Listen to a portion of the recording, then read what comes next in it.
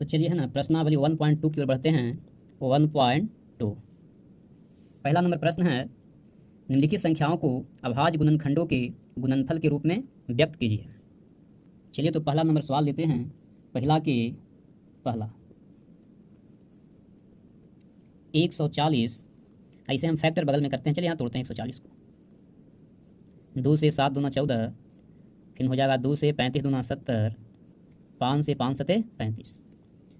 140 को हमने तोड़ा तो हमें क्या मिला, 2 गुने 5 गुने 7। 2 जो है 2 गो है तो 2 के माथा पर हम 2 लिखते हैं, गुने 5 गुने 7, यही हुआ आंसर। तो चलिए है ना दूसरा नंबर सवाल लेते हैं। पहला का दूसरा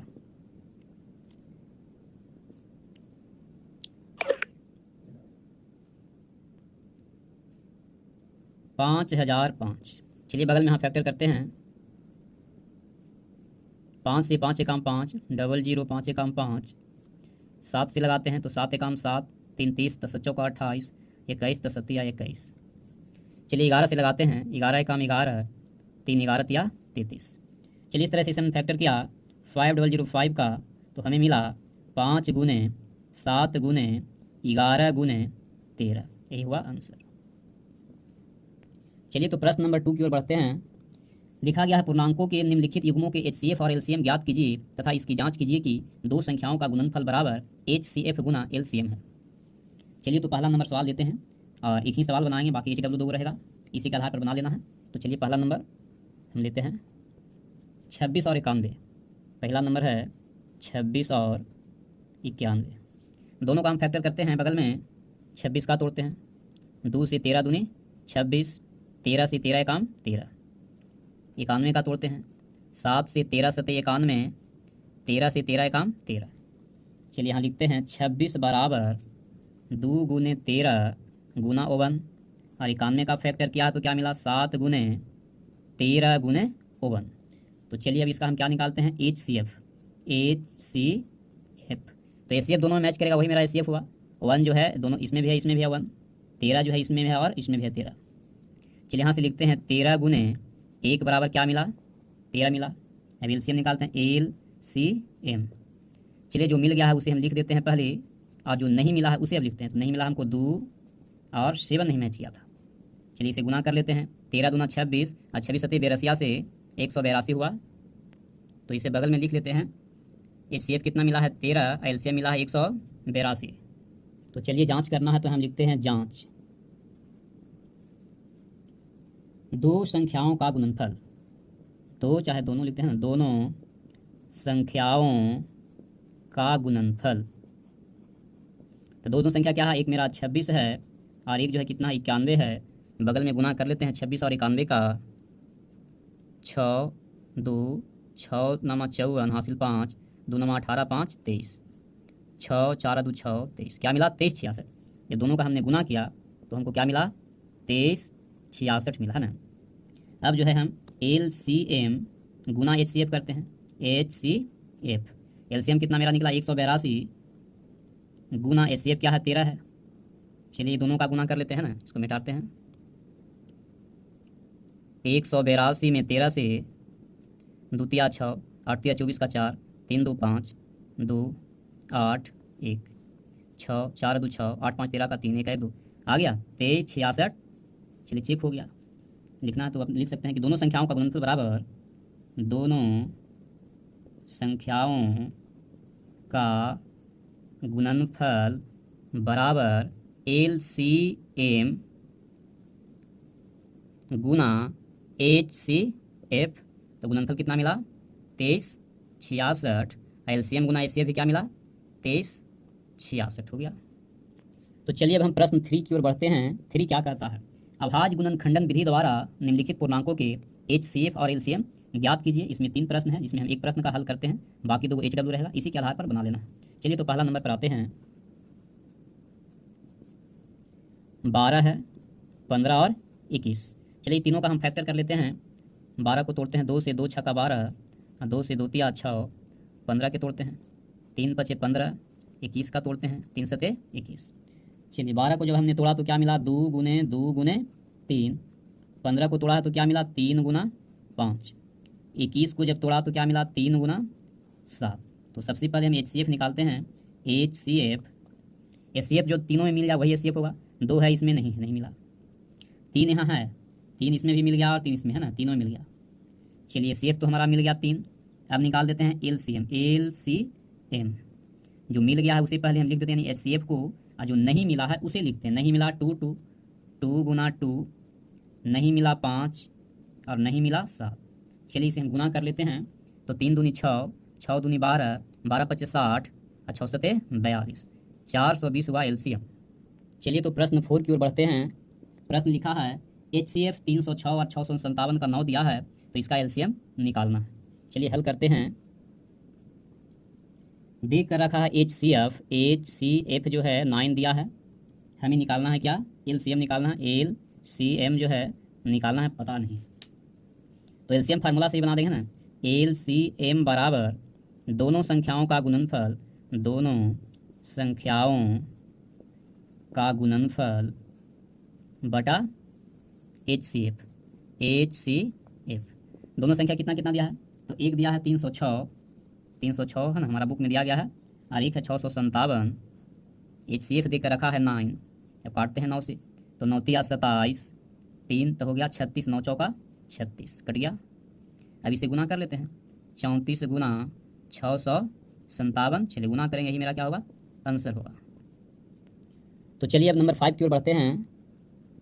5 लिखा गया कि जांच कीजिए कि किसी प्राकृत संख्या n के लिए संख्या 6 के पावर n अंक 0 पर समाप्त हो सकती है। तो चलिए इसका हम उत्तर लिखते हैं। सबसे तो पहले थ्योरी देना होगा। 5 का थ्योरी क्या होगा, लेकिन किसी प्राकृत संख्या n के लिए 6 के पावर n अंक को 0 पर समाप्त होने के लिए अभाज्य गुणनखंड के रूप में 5 और 2 दोनों का होना जरूरी है, दोनों का होना जरूरी है।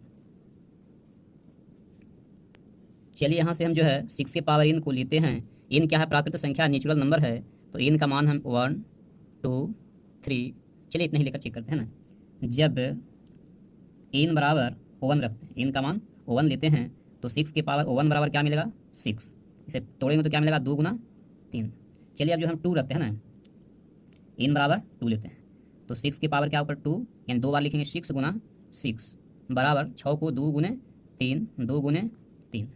इस तरह से 3 भी लेकर चेक है ना, n बराबर 3 ले लेते हैं, तो 6 के माथा पर 3 हो जाएगा, तो 3 बार लिखा 6 गुना 6 गुना 6, यानी 2 गुना 3, 2 गुना 3, 2 गुना 3।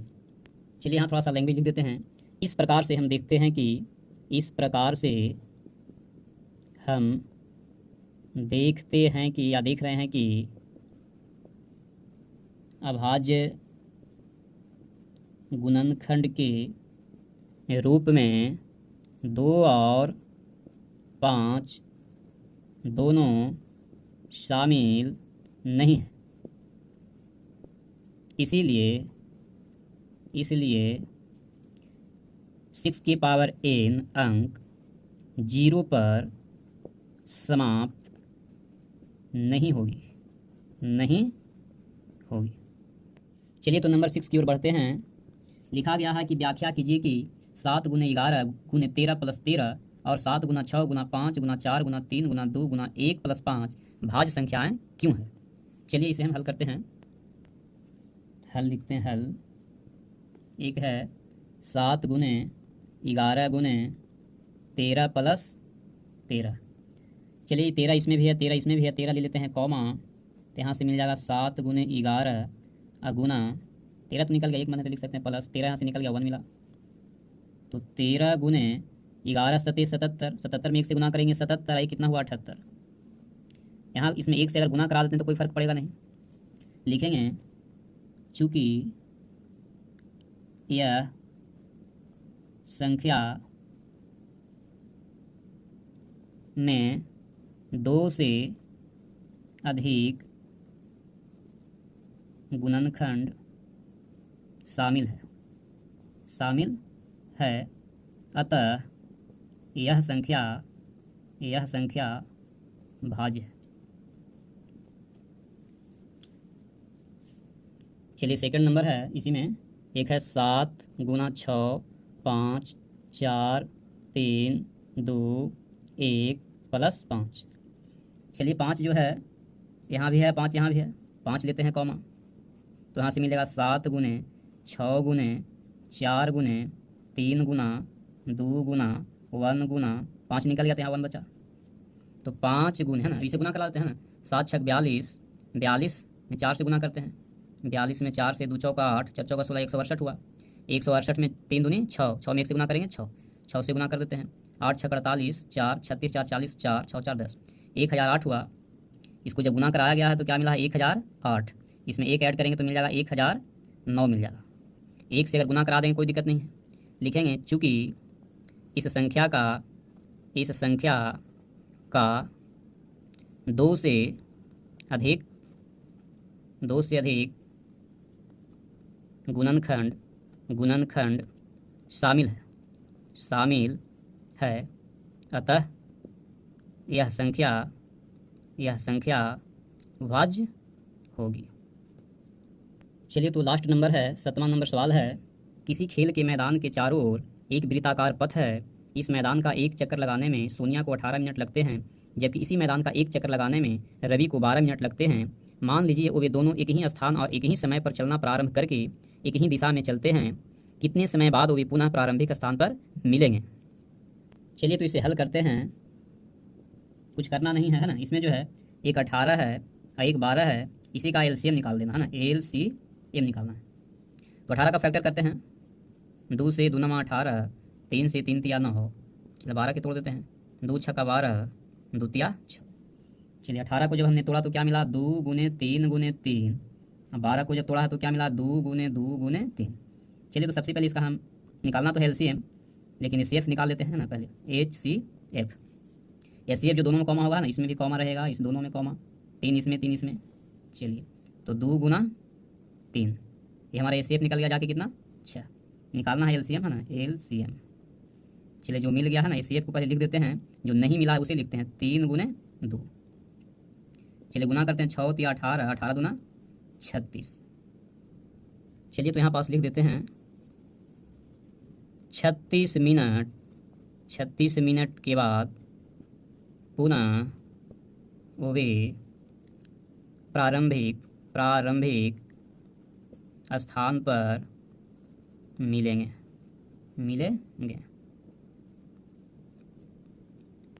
चलिए तो इस तरह का वीडियो अगर अच्छा लगे तो लाइक, सब्सक्राइब, शेयर, कमेंट जरूर करें। चलिए वीडियो देखने के लिए आप सभी को बहुत बहुत धन्यवाद।